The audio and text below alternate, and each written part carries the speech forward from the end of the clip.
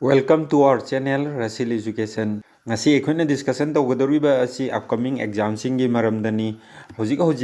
election gi code of conduct leiribnena na job recruitment exam singi notification lakhiroi notification lakadori si election hek loibaga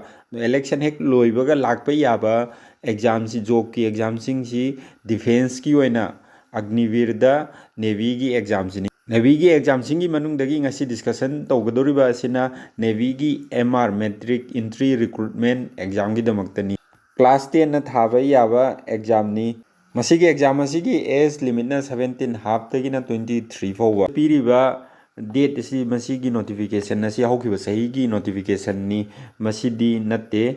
sidi haukiba sahi gi notification oibanani aduga marital status haibdi exam candidate singdu akoi nupa oragana nupi thibi yade nupi oragana mayum panba yade masigi exam asi thaba eligible oide makha tarakpada Indian Navy MR recruitment asigi duration of service haibdi masi exam asi pass tawragadi sahi kya thabak tawgadabno ha sahi mari noi Indian Navy da thabak tawgani sahi mari gi matungda 25% amana lehogani aduga lemhoriba 75% amana thokani live masi exam asi da noi khallawadi sahi amada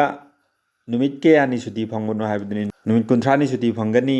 aduga magi pay and allowance thada tolok kya phangadabno ahanba sahi da lupa lising 30 hairisi lupa lising 30 makhuta laoi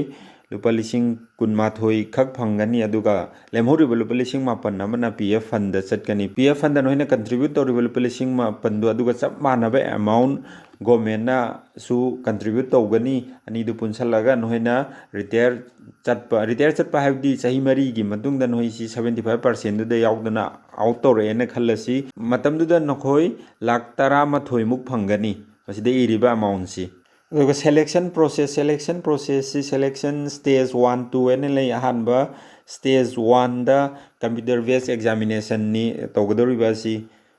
computer based examination sida pass tawraga makha taba exam adu noi chathaba yagadoribni masida pass tawdradi masida dum lehore masida pass tawrakana stage 2 amak thaba yagadoribni aduga marak sida minimum height requirement kyam wangba darkar oibano haibdu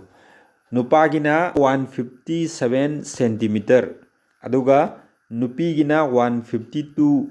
centimeter 157 centimeter sidi ayamano loine eligible orangani aduga computer based examination asida kari details yawano du amag yengsi computer based examination asi question namada mark amomom pugani aduga question yankhai gi exam ni question paper si hindi amadi english animakta phangani noida question paper du lakpa matamda maduda hindi dasu irakani aduga english dasu irakani subject na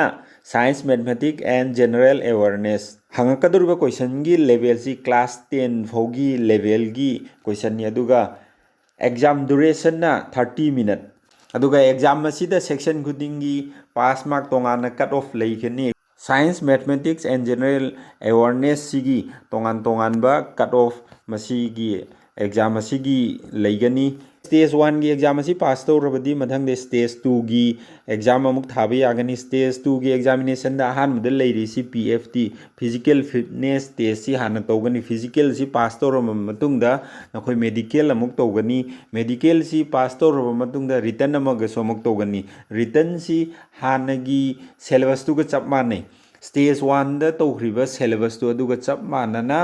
stage 2 gi written da su adugi syllabus adu oigani physical si nupagina 1.6 km si 6 minute 30 second da chenba ngamdawwa aduga uthak bethak na 20 uthak bethak hairi si famale paduni aduga amuk push up na 12 nupigina 1.6 km si 8 minute da chenba ngamdawwa aduga uthak bethak na 15 push up yaude nupigi sit up 10 stage 2 gi exam ong khoi noi loina clear oirabadi madugi matungda moina merit list ama thokani masida loire merit list tu da yauragadi noi exam asi Navy gi Agniveer gi MR gi exam asi select tawre haiba duni subscribe to our YouTube channel Rasil Education for central government job exams and other important tips shortcut methods knowledge job notification updates etc